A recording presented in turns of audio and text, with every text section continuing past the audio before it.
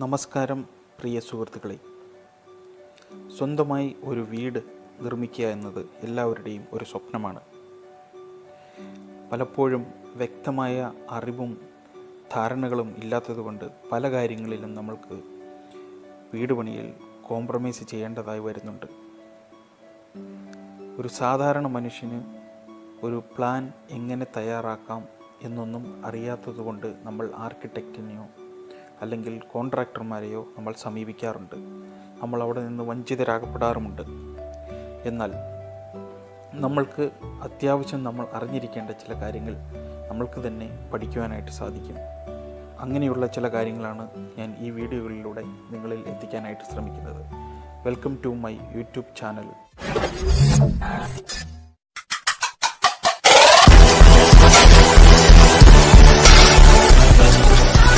സുഹൃത്തുക്കളെ, നമുക്ക് ഒരു വീടിൻ്റെ പ്ലാൻ ആദ്യമായി എങ്ങനെ നോക്കാം, അതായത് എന്താണ് ഒരു പ്ലാനിൽ അടങ്ങിയിട്ടുള്ളത് എന്ന് നമ്മൾക്ക് നോക്കാം. ഇതുവരെ നമ്മൾ ഒരു ആർക്കിടെക്റ്റിൻ്റെ അടുത്ത് നിന്നും ഒരു പ്ലാൻ റെഡിയാക്കി കഴിഞ്ഞാൽ ഇത് നമ്മൾ കോൺട്രാക്ടർക്ക് കൊടുക്കുന്നു, കോൺട്രാക്ടർ അത് നോക്കി ചെയ്യുന്നു. ഇതിനിടയിൽ എന്തെല്ലാം മെറ്റീരിയൽസ് നമ്മൾ ഉപയോഗിക്കുന്നു, എന്ത് ക്വാളിറ്റിയിലാണ് അവർ ഇത് ചെയ്യുന്നത് എന്നൊന്നും നമുക്ക് വ്യക്തമായി അറിവില്ല. ആദ്യമായിട്ട് എന്താണ് ഒരു പ്ലാൻ എന്ന് നമുക്ക് നോക്കാം. ഇവിടെ എൻ്റെ അടുത്തൊരു 3D വ്യൂ ഉണ്ട്. ഇതൊരു ഓഫീസിൻ്റെ 3D വ്യൂ ആണ്. ഓക്കെ, നമുക്ക് നോക്കാം എന്താണ് ഒരു പ്ലാൻ. ഒരു പ്ലാൻ എന്ന് പറയുന്നത് ഒരു വീടിൻ്റെ പകുതി നമ്മൾ മുകളിൽ നിന്ന് നോക്കുമ്പോൾ, ഒരു പാതി ഭാഗത്ത് വെച്ച് മുകളിൽ നിന്ന് നോക്കുമ്പോൾ നമുക്ക് എന്ത് കാണുന്നു, അതാണ് ഒരു വീടിൻ്റെ പ്ലാനിൽ നമ്മൾ കാണുന്നത്. ഇവിടെ ഇപ്പോൾ നമുക്ക് 3D കാണാം. ഇതിന് ഞാൻ മുകളിൽ നിന്നുള്ള വ്യൂ നമുക്ക് ആക്കാം. നോക്കുക, ഇത് നമ്മൾ ഇപ്പോൾ കണ്ട ആ ഓഫീസിനെ മുകളിൽ നിന്നുള്ള വ്യൂ ആണ് കാണുന്നത്. നമ്മളവിടെ 3D കണ്ടപ്പോൾ അതിൽ നമ്മൾ കണ്ടിട്ടുണ്ടായിരുന്നു 2 മുറികൾ. ഇത് 2 മുറികൾ. ഇവിടെ ഈ ഭാഗത്തായി ഒരു വാതിൽ, ഈ ഭാഗത്ത് ഒരു ഡോറ്, വിൻഡോ, ഇതെല്ലാം നമ്മൾ കണ്ടിട്ടുണ്ട്. അപ്പോൾ ഒരു വീടിൻ്റെ പ്ലാൻ എന്ന് പറയുന്നത് നമ്മൾ ആ വീടിൻ്റെ റൂഫിന് താഴെ നമ്മൾ മുകളിൽ നിന്ന് നോക്കുമ്പോൾ നമ്മൾ കാണുന്ന സംഗതികളാണ് ഒരു പ്ലാനിൽ നമ്മൾ വരച്ച് ചേർക്കുന്നത്. First floor plan, second floor plan, ഓരോ ഫ്ലോറിനും അതിൻ്റേതായ സെപ്പറേറ്റ് പ്ലാനുകൾ നമ്മൾ ഉണ്ടാക്കുന്നു. ഇനി ഞാൻ ഇതിനു മുമ്പ് ചെയ്തിട്ടുള്ള ഒരു വീടിൻ്റെ ഒരു പ്ലാൻ നമുക്ക് എടുത്തിട്ട് നമുക്ക് നോക്കാം എങ്ങനെയാണ് നമ്മൾ ഒരു പ്ലാൻ ചെയ്യുന്നത് എന്ന്. ഇത് ഒരു പഴയ രീതിയിൽ വരച്ചിട്ടുള്ള ഒരു പ്ലാനാണ്. ഇത് ഞാൻ സെലക്ട് ചെയ്തത് നമ്മൾക്ക് പെട്ടെന്ന് മനസ്സിലാകുവാൻ വേണ്ടിയിട്ടാണ്. നമുക്ക് നോക്കാം. ഇതിൽ താഴെ എഴുതിയിട്ടുണ്ട് ഗ്രൗണ്ട് ഫ്ലോർ പ്ലാൻ, അതായത് 1ാമത്തെ നില, താഴത്തെ നിലയിലെ പ്ലാനാണ് ഈ കാണിച്ചിരിക്കുന്നത്. ഇതിൽ റൈറ്റ് സൈഡിലുള്ള റെഡ് കളറിൽ കാണുന്ന ഓരോ ഭാഗവും അത് വീടിൻ്റെ ഭിത്തിയാണ്. അത് നമുക്ക് ജസ്റ്റ് കളർ ചെയ്ത് ഞാൻ റൈറ്റ് സൈഡിൽ മാറ്റി കിട്ടുന്നേ ഉള്ളൂ. പിന്നെ യെല്ലോ കളറിൽ കാണുന്ന വരാന്തയാണ്. പിന്നെ ബ്ലൂ കളറ് കാർ പോർച്ച് ആണ്. പിന്നെ ഉള്ളിലുള്ള ഗ്രീൻ കളറിലുള്ളതെല്ലാം വീടിൻ്റെ ഉൾവശവുമാണ്. നമുക്ക് മനസ്സിലാക്കാം. ഇനി നമ്മൾക്ക് യഥാർത്ഥ പ്ലാൻ എന്ന് പറയുന്നത് ഇതാണ്. ഇതിലേക്ക് വരാം. Ground floor plan. അതിനുശേഷം നമുക്ക് കാണുവാനായിട്ട് സാധിക്കുന്നു ഒരു സിറ്റ് ഔട്ട്.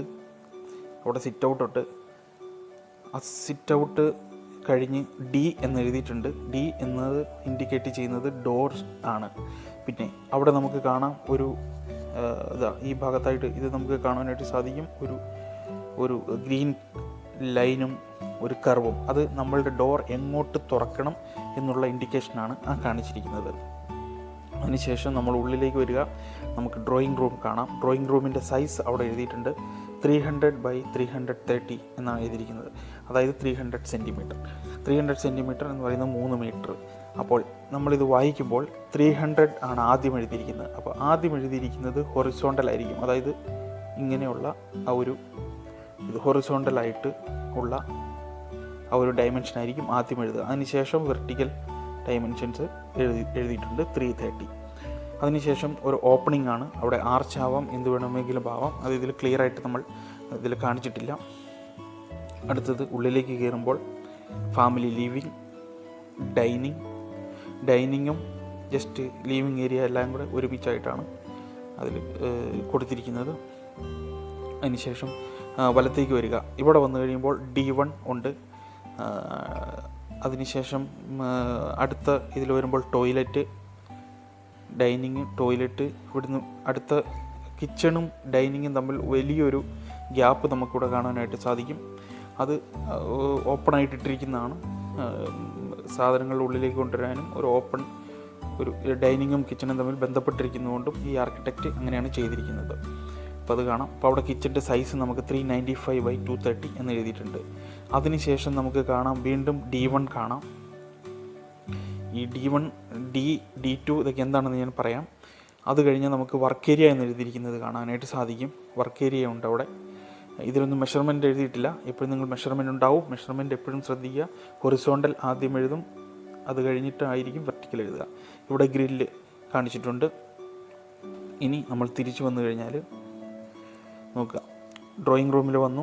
ഡ്രോയിങ് റൂമിൽ നിന്ന് ലെഫ്റ്റിലേക്ക് പോയി കഴിഞ്ഞാൽ വീണ്ടും ഒരു ഡോറ്, പിന്നെ ബെഡ്റൂം, അതിനുശേഷം ടോയ്ലറ്റ്.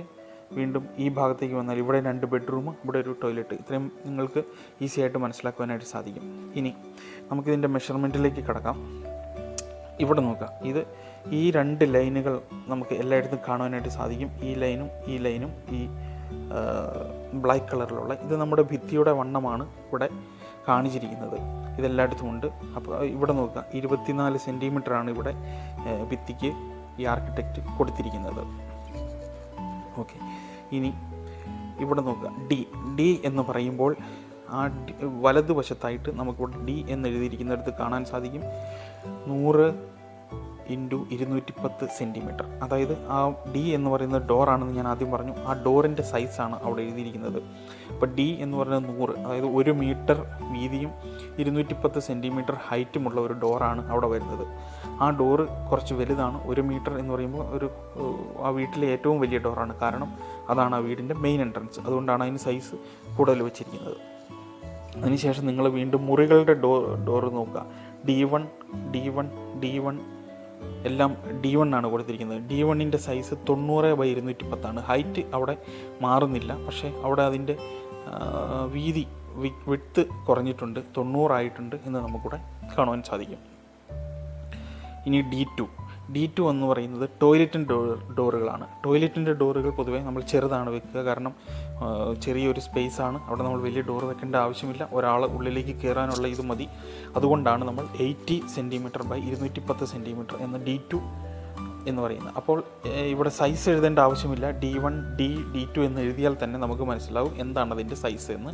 അത് റൈറ്റ് സൈഡിൽ കൊടുത്തിട്ടുണ്ടാവും. ഇതുപോലെ നമ്മൾ വിൻഡോയിലേക്ക് വരിക.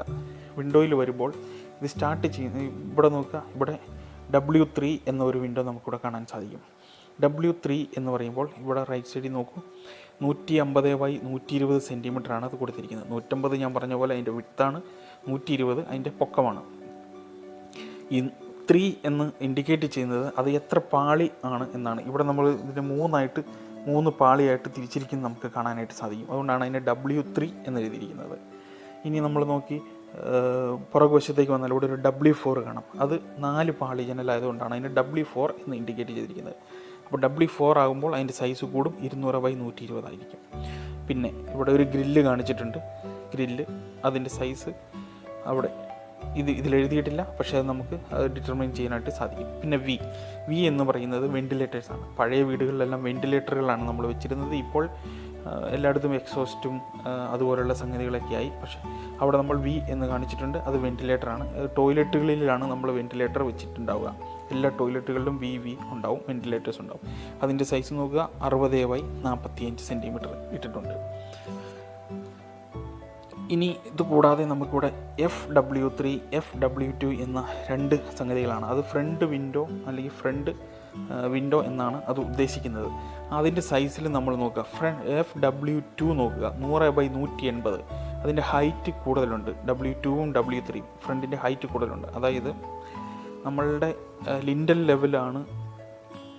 ലെവലിൽ നിന്ന് ഫ്ലോറിൻ്റെ താഴെ വരെ 210 സെൻറ്റിമീറ്റർ ഉണ്ടെങ്കിൽ, അതായത് താഴെ ഒരു 30 സെൻറ്റിമീറ്റർ വിട്ട് നല്ല ഹൈറ്റിലാണ് ഈ വിൻഡോ പണിതിരിക്കുന്നത്. അത് ഫ്രണ്ട് ആയതുകൊണ്ടും ഡ്രോയിങ് റൂം ആയതുകൊണ്ടും നമുക്ക് വെളിച്ചം ഉള്ളിൽ കയറുന്നതിന് വേണ്ടിയിട്ടും വായുപ്രവാഹം ഉണ്ടാകുന്നതിനും വേണ്ടിയിട്ട് നമ്മൾ അവിടെ ഫ്രണ്ടിൽ വലിയ വിൻഡോകൾ നമ്മൾ കൊടുക്കുന്നത് കാണാറുണ്ട്. വരാന്തയിൽ ആണ് ശരിക്കും ഇത് വരുന്നത്.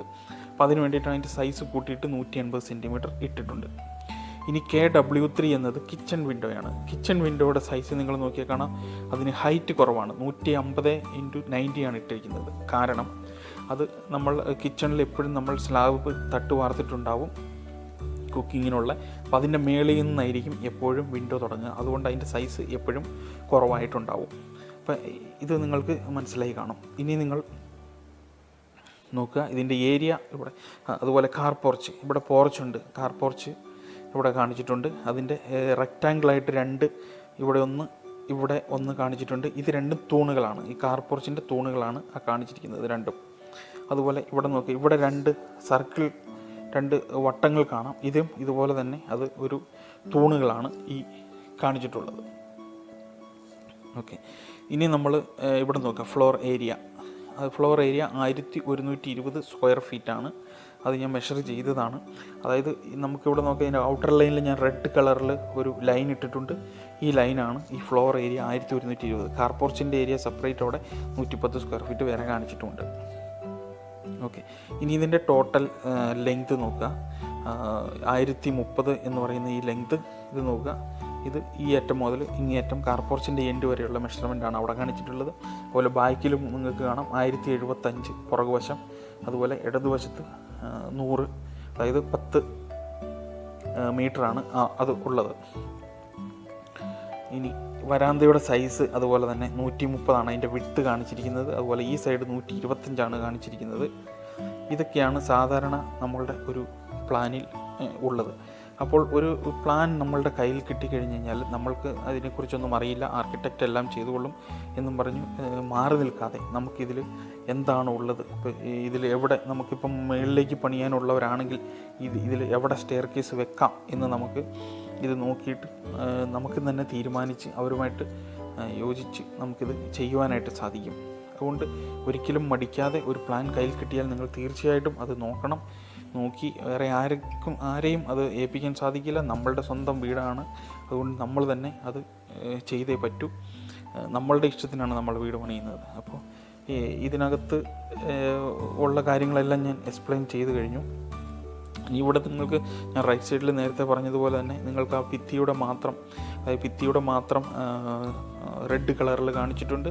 അതുകൂടാതെ ബ്ലൂ എന്ന് പറയുന്ന കാർ പോർച്ചാണ്. പിന്നെ യെല്ലോ കളറിൽ കാണിച്ചിട്ടുണ്ട് സിറ്റ് ഔട്ട്. പിന്നെ തൂണുകൾ എല്ലാം വയലറ്റ് കളറിലും കാണിച്ചിട്ടുണ്ട്. ഇത് ഒരു ഗ്രൗണ്ട് ഫ്ലോർ പ്ലാനാണ്. ഇതിന് ശേഷം നമ്മൾ മേളിലേക്ക് പണിയുന്നുണ്ട്, സെക്കൻഡ് ഫ്ലോർ പ്ലാൻ ഉണ്ടെന്നുണ്ടെങ്കിൽ ഇതുപോലെ തന്നെ അടുത്ത ഒരു ഇതുകൂടി വരും. പിന്നെ അതുകൂടാതെ താഴെ ഉള്ള ഒരു സ്റ്റെയർ കേസ് കൂടി നമ്മൾ ഇതിനകത്ത് ഉൾപ്പെടുത്തും. അത് ഞാൻ അടുത്ത വീഡിയോകളിലൂടെ വീണ്ടും വിശദമായ രീതിയിൽ ഈ പ്ലാനുകളെക്കുറിച്ച് പറയാം. നിങ്ങൾക്ക് എൻ്റെ ഈ വീഡിയോ ഇഷ്ടപ്പെട്ടു എങ്കിൽ നിങ്ങൾ തീർച്ചയായിട്ടും സബ്സ്ക്രൈബ് ചെയ്യുക. അതുപോലെ ലൈക്ക് ഇടുക. നിങ്ങൾക്ക് കമൻസ് തീർച്ചയായിട്ടും ഇടുക. ഇനി ഇതുപോലെയുള്ള ഓരോരോ കാര്യങ്ങളും പുതിയ അറിവുകളെല്ലാം സാധാരണ ഒരു മനുഷ്യന് മനസ്സിലാക്കാവുന്ന രീതിയിൽ, ഇത് പലർക്കും ഈ കാര്യങ്ങളെല്ലാം അറിയാമായിരിക്കും, എങ്കിലും ഞാൻ അറിയില്ലാത്തവർക്ക് വേണ്ടിയും വീണ്ടും അറിയാവുന്നവർക്ക് ഒരിക്കൽ കൂടി ഒരു ഓർമ്മിപ്പിക്കലായിട്ടും ഞാൻ ഈ വീഡിയോസ് വീണ്ടും പോസ്റ്റ് ചെയ്യുകയാണ്. നിങ്ങൾ തീർച്ചയായിട്ടും സപ്പോർട്ട് ചെയ്യുക. അടുത്തൊരു വീഡിയോയിൽ നമുക്ക് കാണാം. Thank you.